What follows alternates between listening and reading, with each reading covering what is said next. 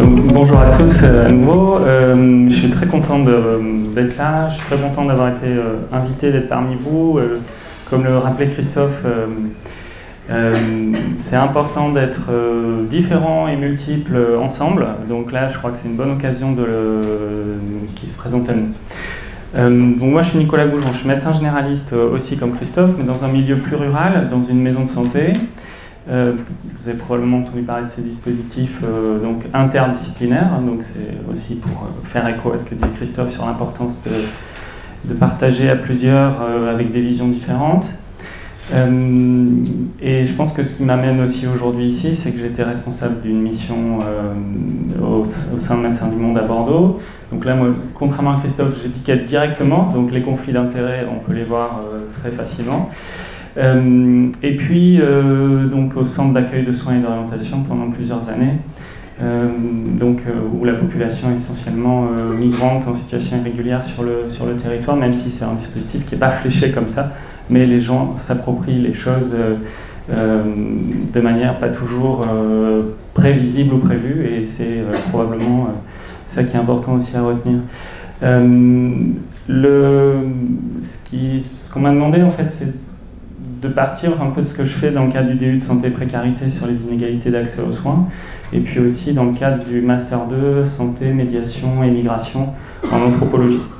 Et puis peut-être ce qui m'amène aussi ici, c'est que, on pourra en parler plus en avant, c'est que je fais partie d'une équipe de recherche qui est aussi interdisciplinaire, avec des économistes de la santé, donc à l'ISPED ici et à l'IRDES à Paris, des anthropologues et des sociologues sur l'Université de Bordeaux.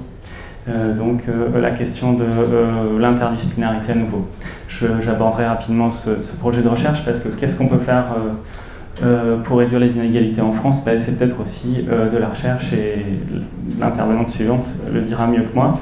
Christophe en a déjà parlé aussi, produire des données, ça fait partie aussi de savoir de quoi on parle du coup et de comment on peut s'en occuper. Donc c'est un petit résumé de ce que je fais d'habitude en 3 heures. Voilà, donc c'est probablement un peu dense, mais n'hésitez pas à m'interrompre à un moment donné. Voilà. Donc, le menu du jour. On va partir de quelques notions clés, définitions.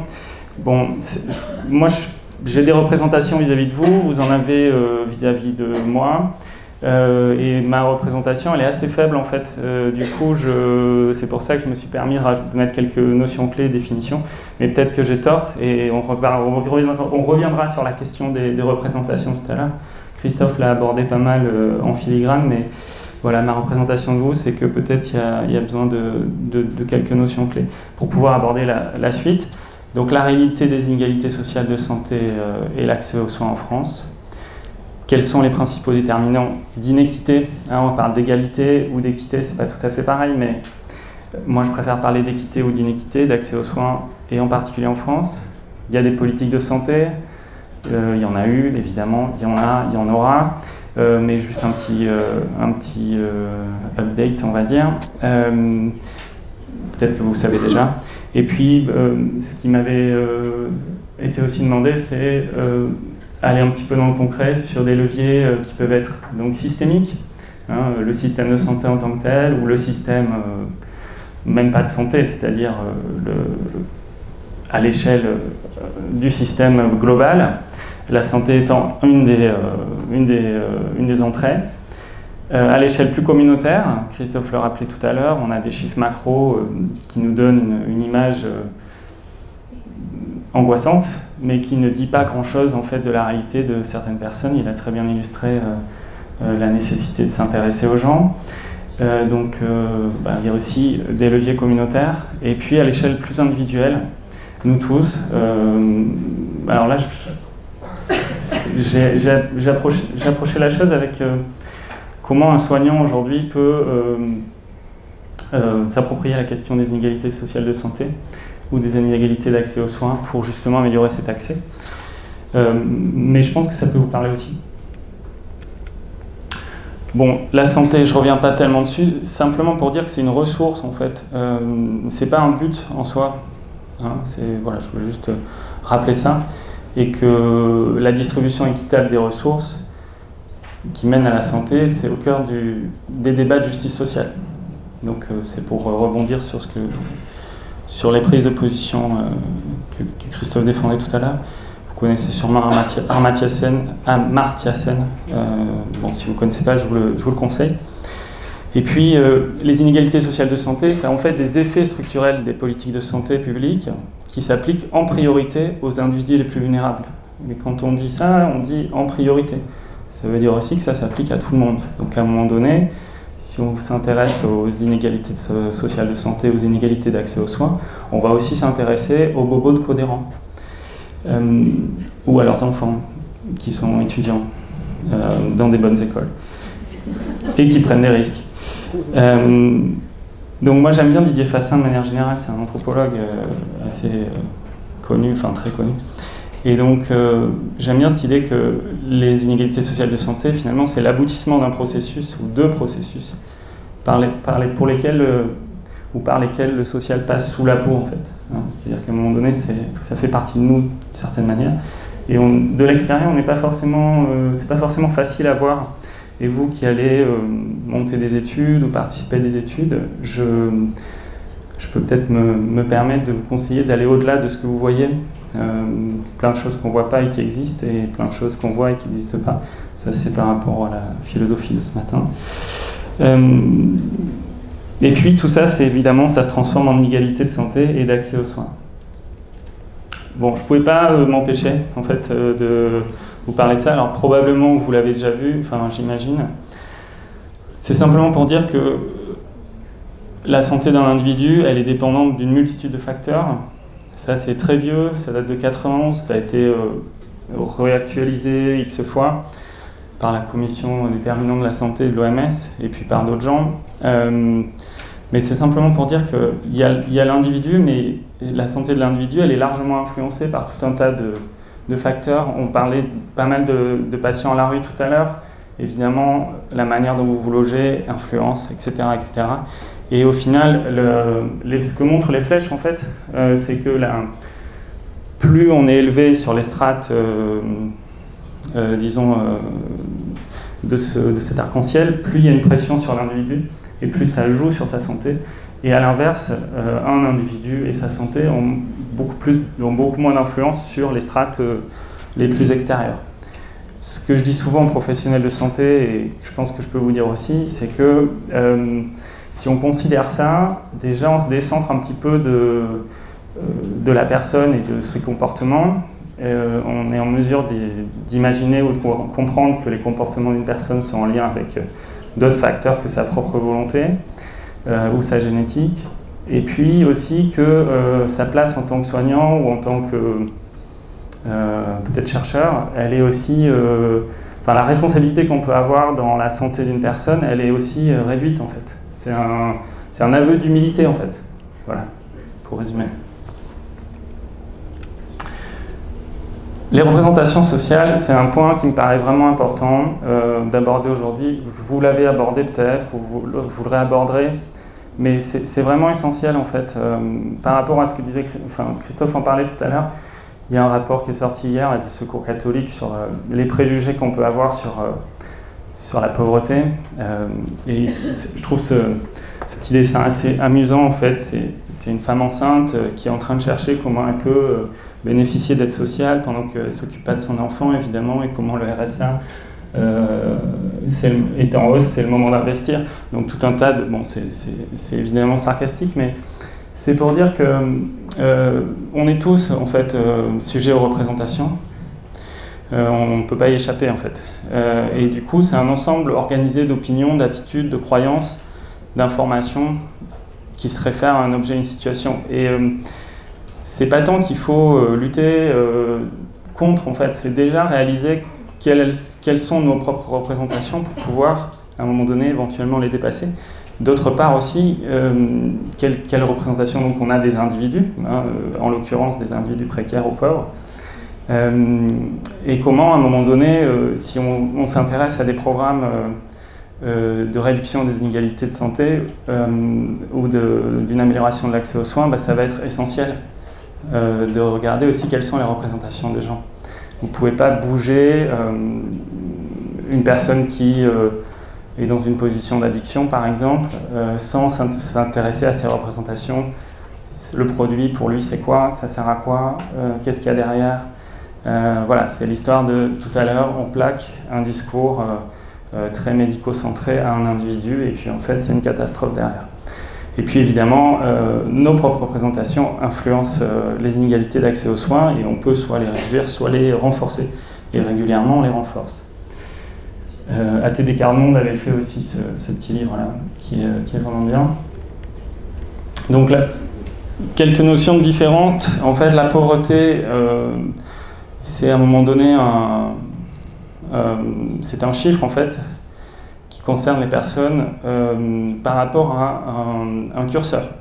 Donc on peut parler de pauvreté relative ou de pauvreté absolue, mais c'est économique.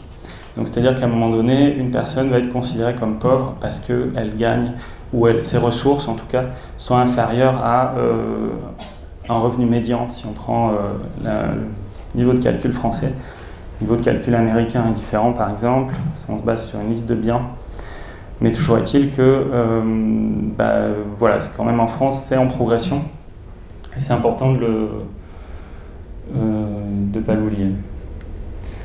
Puis après, c'est toujours des chiffres assez politiques. Donc en fonction des seuils qu'on choisit, évidemment, il y a plus ou moins de pauvres. Donc ça, c'est des choix aussi à un moment donné qu'on va faire. Et puis, je mets cette carte de la France parce que, évidemment, et vous le savez, la distribution de la pauvreté, elle est différente sur le territoire. Et puis, au sein de chaque territoire, elle est évidemment très différente. Et y compris à Codéran, il y a des pauvres. C'est simplement pour dire que des fois, on a des représentations assez fausses. Le Sud, c'est super, c'est plein de vieux riches. Non, pas toujours. Bon, et puis à l'échelle mondiale, en fait, bon, les objectifs du millénaire de développement, peut-être vous avez entendu parler, mais si on regarde à l'échelle très très macro, finalement, il y a des avancées. Bon, et puis après, il y a des effets aussi de la transition épidémiologique dont parlait Christophe tout à l'heure, c'est-à-dire qu'il y a moins de personnes sous-alimentées par rapport aux années 90 par exemple, mais il y a beaucoup plus d'obèses, 2 milliards à peu près. La pauvreté, c'est différent de la précarité. La précarité, c'est une instabilité, une fragilité des situations de vie, c'est-à-dire qu'on peut être pauvre et pas précaire, parce qu'en fait, à un moment donné, ce qui va définir la précarité, c'est qu'il y a une absence d'une ou plusieurs sécurités permettant aux personnes et aux familles d'assumer leurs responsabilités élémentaires et de jouir de leurs droits. Ça veut dire qu'à un moment donné, on perd son travail, à un moment donné, son réseau social se délite, ou sa santé se dégrade, et ça influence les autres cercles de protection. Et c'est ça qui va nous faire basculer dans la précarité. Je reviendrai un peu plus sur la notion de vulnérabilité après, qui me paraît aussi plus pertinente. Et l'exclusion sociale, là pour le coup, qui sera bien aussi mise en lumière après moi, finalement, moi je le vois quand même comme un phénomène de relégation ou de marginalisation sociale qui ne correspondent pas ou plus au modèle dominant d'une société. Donc en fait, c'est finalement quelque chose qui est très politique aussi. Et tous ces processus, évidemment, engendrent les inégalités sociales de santé. Bon, bien sûr, vous savez sûrement, mais quand même, je le dis, il y a un gradient entre les différentes mesures de position sociale et l'état de santé. Voilà, c'est clair et net depuis super longtemps, c'est ça. Enfin, super longtemps. 1982, une étude sur les ouvriers anglais, et du coup, ça a été vraiment la première étude, très, très claire. Mais il y a quand même pas mal de chiffres qui sont assez inquiétants. Si j'en prends un petit peu au hasard, là, par exemple, je sais pas, les troubles psychologiques sont plus fréquents chez les travailleurs temporaires que les travailleurs réguliers. Ça paraît évident, mais il faut quand même à un moment donné que des gens le disent ou l'écrivent. Et du coup, finalement, c'est pas tant une situation ou un état qui pose problème, c'est le cumul en fait. C'est le cumul des situations favorables et défavorables qui à un moment donné vont avoir un impact sur la santé d'une personne et sur potentiellement son accès aux soins. Donc en termes d'âge, d'éducation, etc., mais aussi de santé.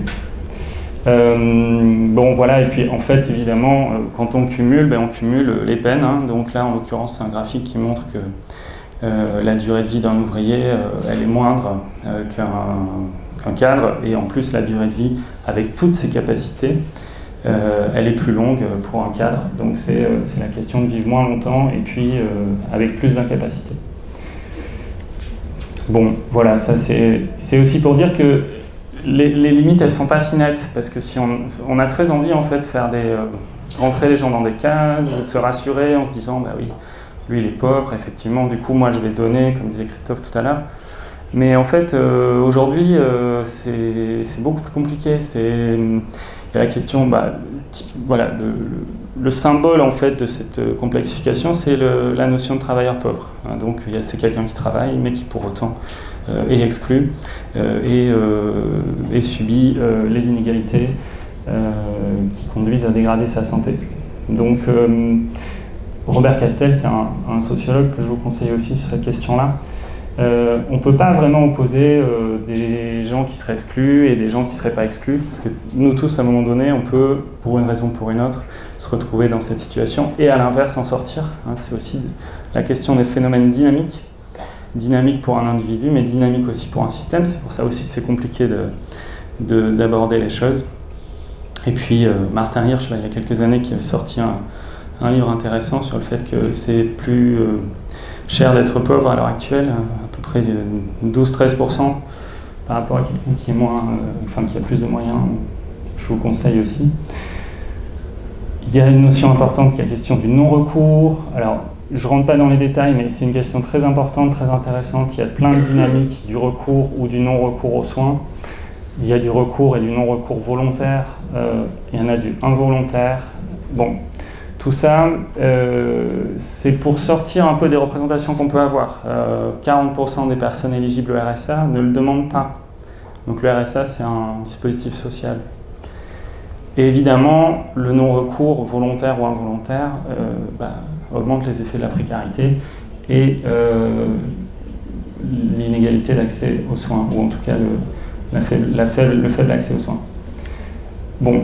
Ça, très rapidement, c'est par rapport à ce que disait Christophe tout à l'heure sur la vulnérabilité. Il y a plein de raisons d'être vulnérable et plein de raisons, du coup, de se retrouver dans une situation de précarité.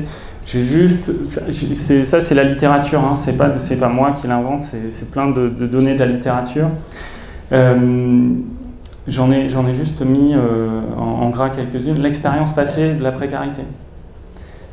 Même si vous êtes plus précaire aujourd'hui, vous êtes plus vulnérable que quelqu'un qui n'a pas traversé des périodes comme ça.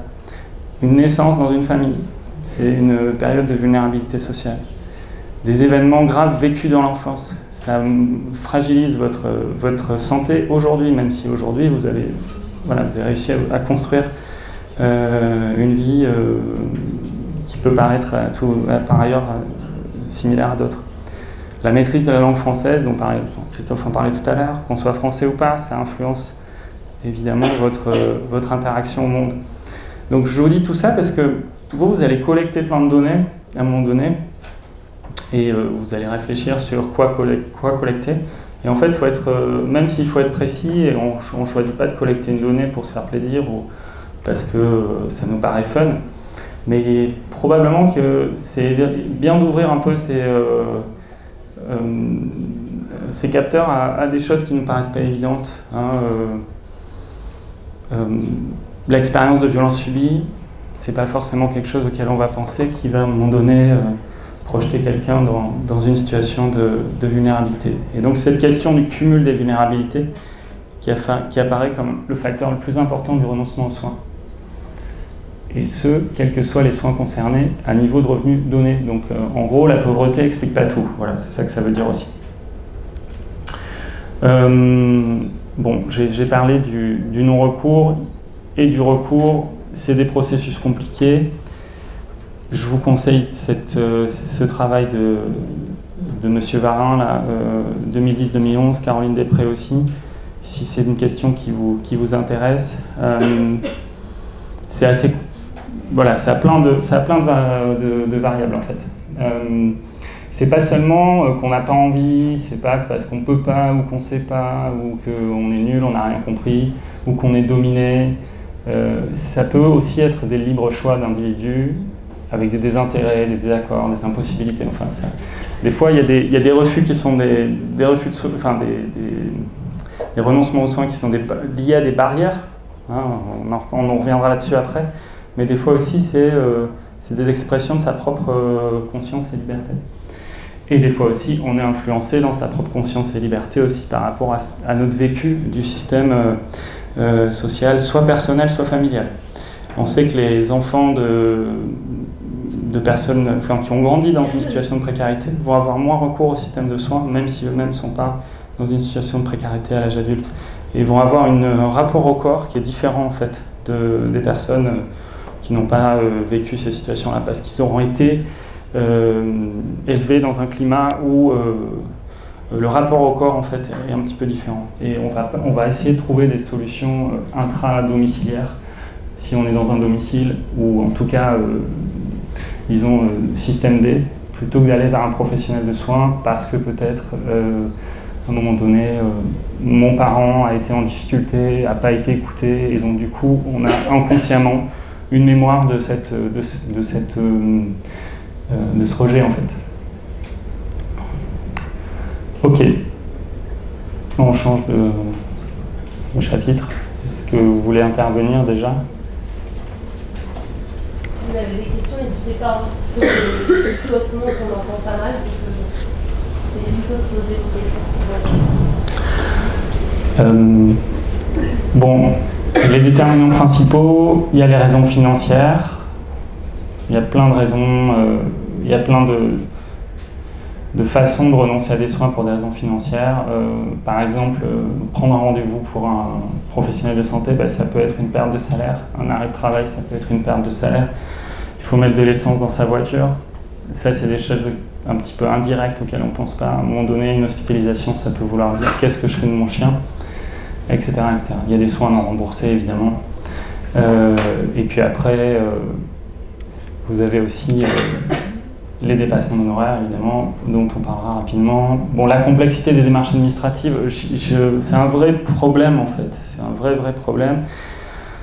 Les agents administratifs eux-mêmes ne sont pas au clair avec la réalité, enfin en tout cas les textes, parce que ça bouge, parce que c'est compliqué, pas forcément parce que c'est une entrave volontaire, mais souvent ça rend les choses complexes. Là, on peut imaginer que pour, par exemple, une personne migrante, s'il est en face de lui quelqu'un qui comprend pas bien déjà le dispositif, pour lui c'est délicat, et puis évidemment, vous parliez tout à l'heure de la PAS et de l'absence d'interprétariat. À la sécurité sociale, il n'y a pas beaucoup d'interprètes. Les supports pédagogiques adaptés aux personnes précaires ou aux personnes avec des déficiences sensorielles, ça existe peu ou pas. Quand vous recevez un courrier, c'est difficile de comprendre, même si vous avez fait la haute étude de santé publique. Voilà, les gens viennent me voir, hein, ils m'amènent un courrier de la sécurité sociale parce que c'est incompréhensible, alors qu'ils comprennent le français, évidemment. La question de la perte de dossier, la question du fait de prouver des choses qu'on n'a pas forcément à prouver, mais on croit qu'il faut les prouver. Donc tout ça, ça entrave largement aux soins, et évidemment, c'est des renoncements et des ruptures de droits. Je peux vous donner un exemple. Les patients qui ont l'aide médicale de l'État, à un moment donné, ça dure 1 an, à un moment donné, ils vont vouloir renouveler leur carte d'aide médicale de l'État, ils vont se présenter à la sécurité sociale pour renouveler cette carte. Juste un exemple, quelqu'un qui est allé 3 mois avant pour voir si il pouvait faire les démarches. La personne lui a dit non, c'est pas le moment, c'est trop tôt, revenez quand il vous restera 15 jours. La personne est revenue en temps et en heure, et puis là on lui a dit que c'était un peu tard, du coup, qu'il fallait quand même s'y prendre un peu avant. Et du coup, il y a une rupture de soins. Le temps que le renouvellement se fasse, il y a eu 2-3 mois sans couverture sociale. Donc ce qui oblige quelqu'un, enfin ce qui rend l'accès aux soins difficile. On parlait des maladies chroniques tout à l'heure. 50% des migrants qui sont reçus dans les CASO, dans les centres d'accueil de soins et d'orientation, ont une maladie chronique, donc nécessitent des soins réguliers. Eh bien ça pose à un moment donné un problème. Si vous avez démarré une alliance thérapeutique avec un soignant, vous avez aussi envie qu'il soit rémunéré pour ce qu'il va vous produire comme soin. C'est votre dignité qui est en jeu aussi.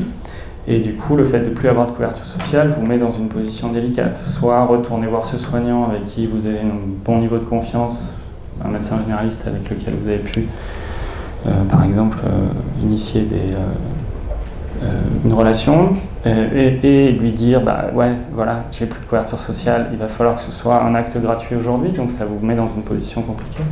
Ou alors retourner dans des dispositifs d'exception où effectivement vous aurez des soins gratuits, mais voilà, c'est compliqué aussi parce que vous étiez parti sur une dynamique, on va dire, d'inclusion dans un système. Évidemment, l'organisation territoriale des soins impacte largement sur l'accès aux soins.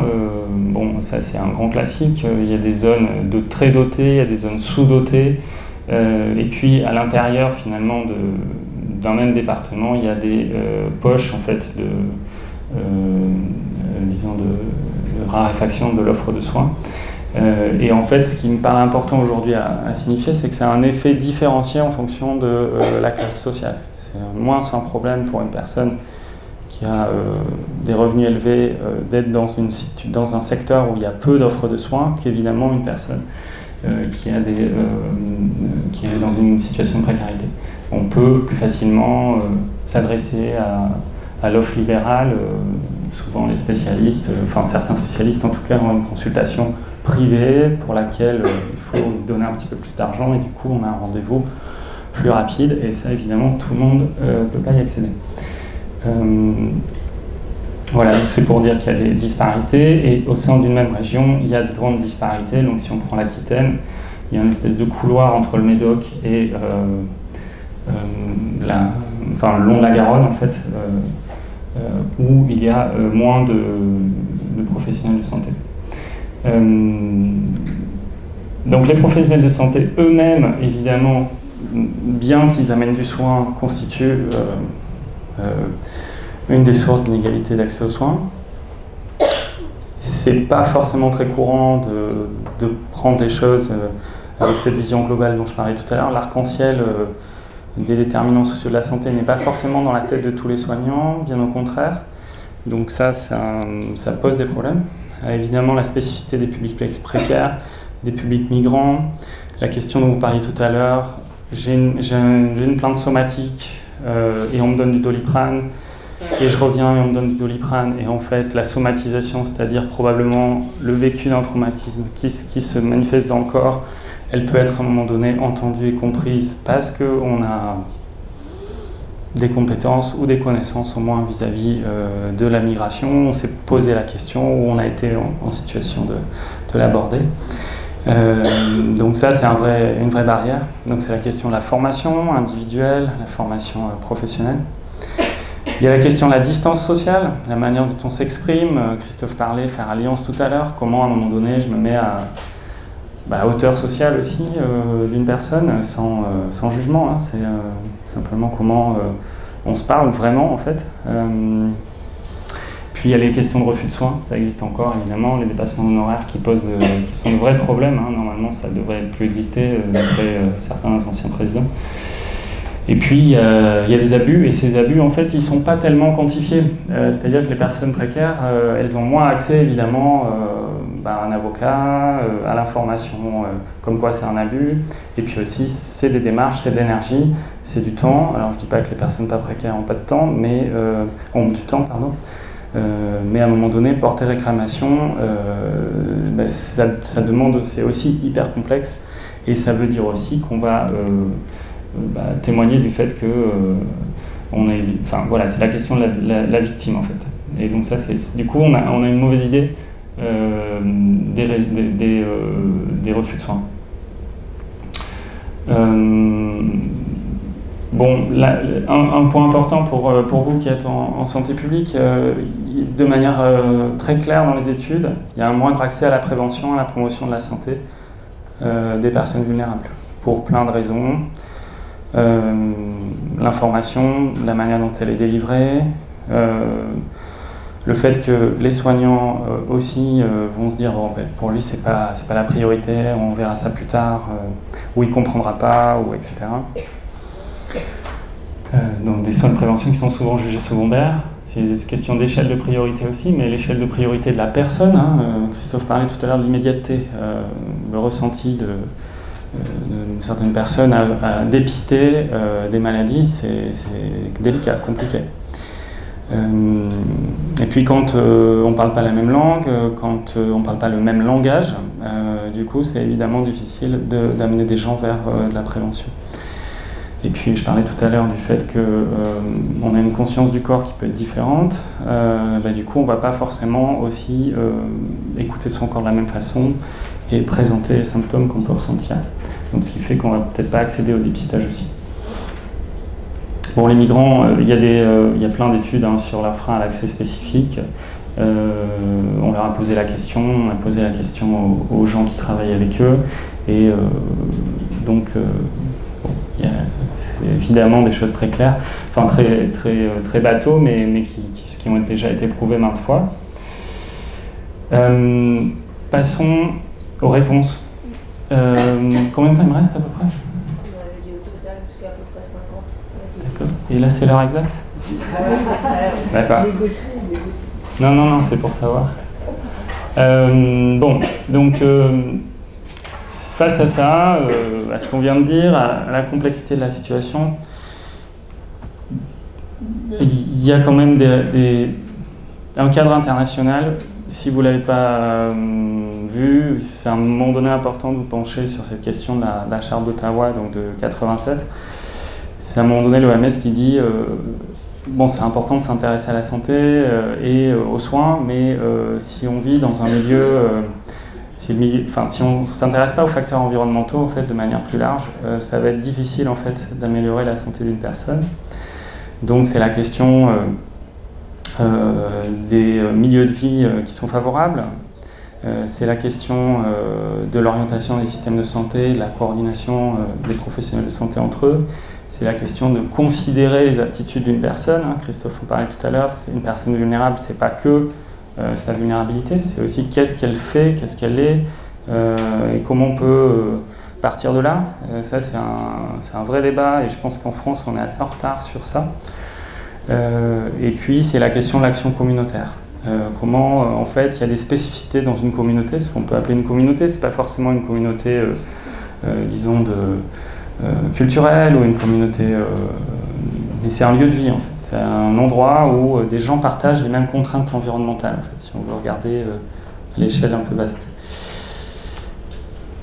Ce qui me paraît important vraiment aujourd'hui, c'est de dire qu'il y a plein d'échelles en fait d'action pour s'intéresser à la réduction des inégalités sociales de santé. Donc il y a évidemment des strates très globale à laquelle réfléchissent certains, donc les décideurs des politiques publiques, pour réduire ces inégalités.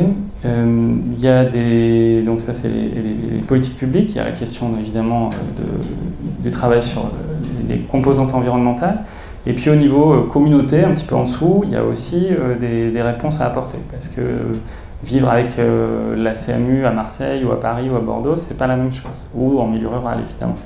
Donc on est obligé d'adapter à des contextes, et à des cultures, et à des facteurs environnementaux, les programmes. Et puis après, il y a aussi, à l'échelle plus individuelle, l'interaction individuelle, l'alliance dont parlait Christophe tout à l'heure, et comment moi je me positionne avec les personnes que je vois et que je reçois. Donc c'est des actions qui sont en général plutôt transversales, intersectorielles, et où on va vouloir, en tout cas, faire émerger la participation sociale et la capacitation des personnes. C'est-à-dire qu'aujourd'hui, c'est clairement déterminé que faire un programme de santé sans les personnes qui sont concernées, c'est compliqué d'être pertinent.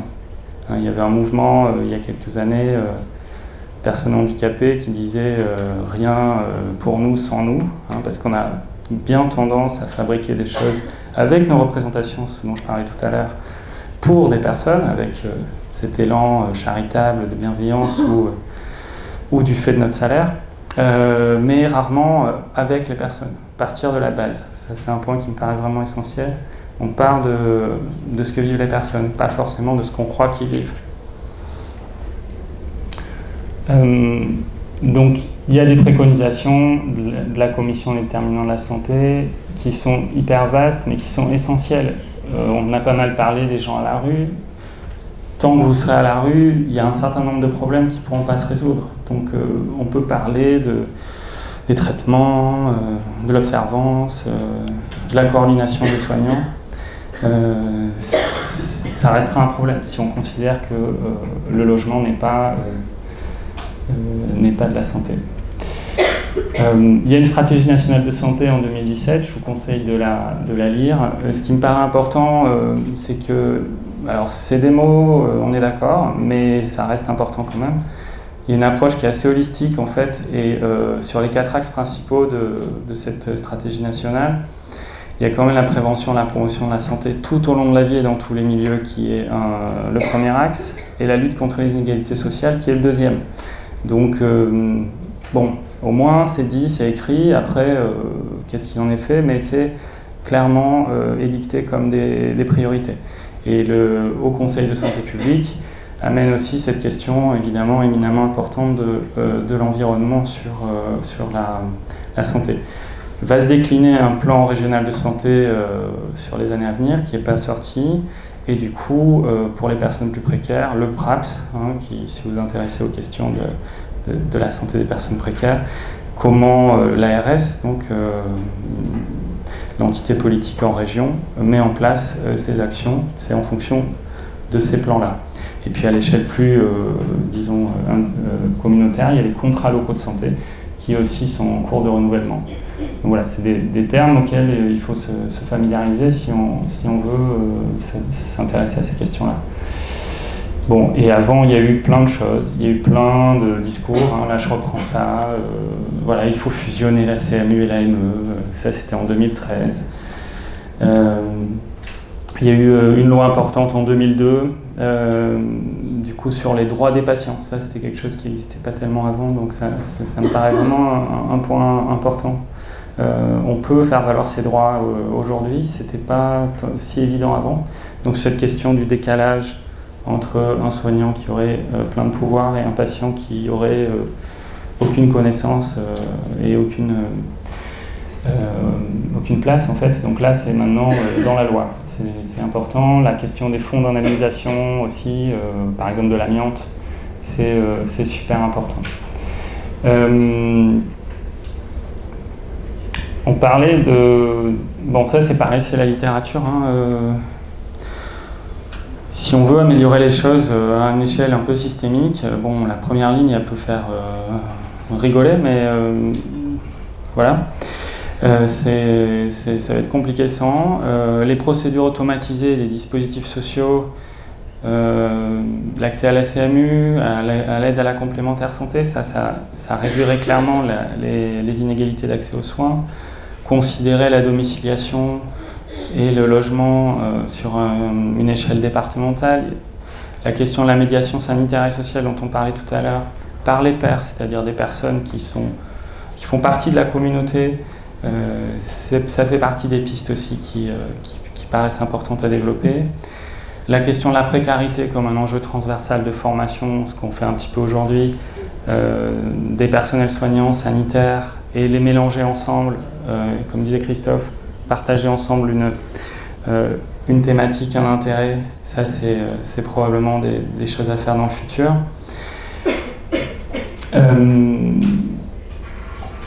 Il y a vraiment beaucoup de choses qui sont démontrées, l'interprétariat professionnel, beaucoup de patients consultent, et puis on se débrouille, on essaye de parler avec eux, on n'a pas d'accès à un interprète, ou alors on va demander au petit qui est dans la salle d'attente, tiens tu veux venir interpréter ou traduire pour ta mère s'il te plaît.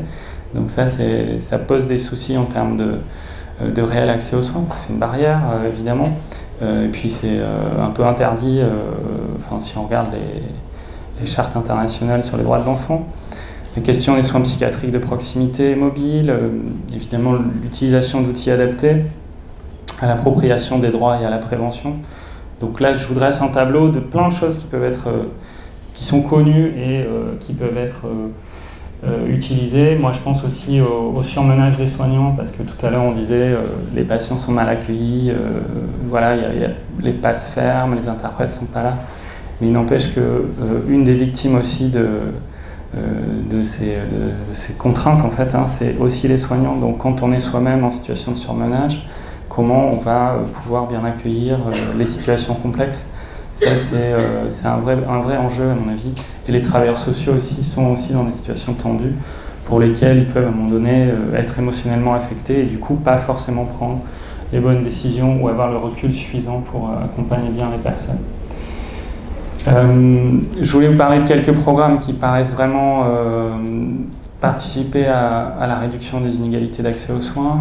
Depuis 2016, quand vous êtes salarié, votre entreprise est dans la nécessité de vous proposer une complémentaire santé. Donc, en gros, vous ne pouvez plus ne plus avoir de complémentaire santé et vous la payez. Donc ça, c'est un dispositif universel qui n'est pas ciblé sur les personnes précaires, mais qui nous touche tous, ce qui me semble vraiment très intéressant.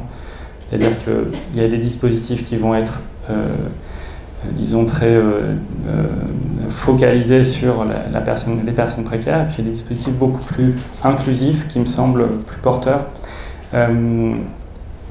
Les programmes d'aide à la complémentaire santé. Bon, je parle 2 secondes de ce projet de recherche. Donc, il y a un projet financé par l'Agence nationale de la recherche, la Fondation des Amis de Médecins du Monde et l'ARS Aquitaine, où on va voir des personnes qui ont l'aide médicale de l'État et on discute avec eux de comment ils accèdent aux soins à l'heure actuelle. Parce qu'en fait, on a très peu de données sur la réalité de l'accès aux soins de ces personnes-là. Donc, et c'est une recherche qui est longitudinale, j'insiste un peu sur ça pour faire écho à ce que disait Christophe, dans un sens avec les sciences sociales et un peu plus transversale avec les sciences économiques. Mais l'idée, c'est de produire des données sur quelle est la réalité de l'accès aux soins et de la consommation de soins de ce public qui est quand même une cible politique privilégiée dans un sens ou dans un autre. Il y a des programmes plus spécifiques qui me semblent aussi vraiment intéressants. Les patients schizophrènes, par exemple, ont des médicaments qui les font grossir. Comment, à un moment donné, un hôpital se saisit de cette question-là en s'intéressant à la manière dont ils mangent, à les accompagnant à mieux manger, c'est-à-dire on élargit en fait la question de la santé à autre chose que l'observance, la non-observance, et on comprend que des gens, à un moment donné, puissent en avoir marre de leur traitement. Voilà. Ouais. Peut-être aussi un projet qui me semble chouette, c'est dans le cadre du contrat local de santé à Bordeaux. En fait, il y a des bilans de santé qui sont proposés vers 4 ans et 6 ans dans les écoles, et du coup avec des dépistages de troubles auditifs, troubles visuels par exemple, la question de l'indice de masse corporelle, est-ce qu'on est gros, est-ce qu'on est maigre, etc. Et du coup, il y a des rapports qui sont produits par rapport à ça. Et donc il y a 2700 enfants qui sont signalés chaque année à peu près, si ma mémoire est bonne. Et tous ces enfants, en fait, ne vont pas bénéficier ensuite de soins adéquats. C'est-à-dire que pour une raison ou pour une autre, ils ne vont pas pouvoir aller voir le bilan ophtalmo derrière, ou peut-être avoir les soins dentaires qui sont préconisés, ou le suivi psychologique, parce qu'on a trouvé que l'enfant était perturbé. Et du coup, la mairie de Bordeaux, avec le CHU, a mis à disposition en fait une puéricultrice qui va contacter les familles par rapport à cet état, et donc les aider, les accompagner à ce que leur enfant aille vers le soin. Et ce qui a amené en fait sur les 3 dernières années 90 enfants à avoir les soins qu'ils auraient peut-être pas eu s'il n'y avait pas eu cet accompagnement. Donc ça, c'est la question d'un moment donné, aller vers quelqu'un qui est en difficulté, aller peut-être vers des parents qui ont du mal à se saisir d'un rapport, et d'un enfant qui n'a rien demandé et qui du coup peut continuer à grandir, puisque souvent ça concerne des troubles sensoriels. Donc les apprentissages qu'il y a derrière et ce que ça peut dire pour sa vie. Donc c'est un projet qui a duré 3 ans et qui va sûrement être reconduit. Donc voilà, c'est un exemple de terrain qui part d'un constat en fait. Et ça c'est vraiment à mon avis très important de partir de réalité.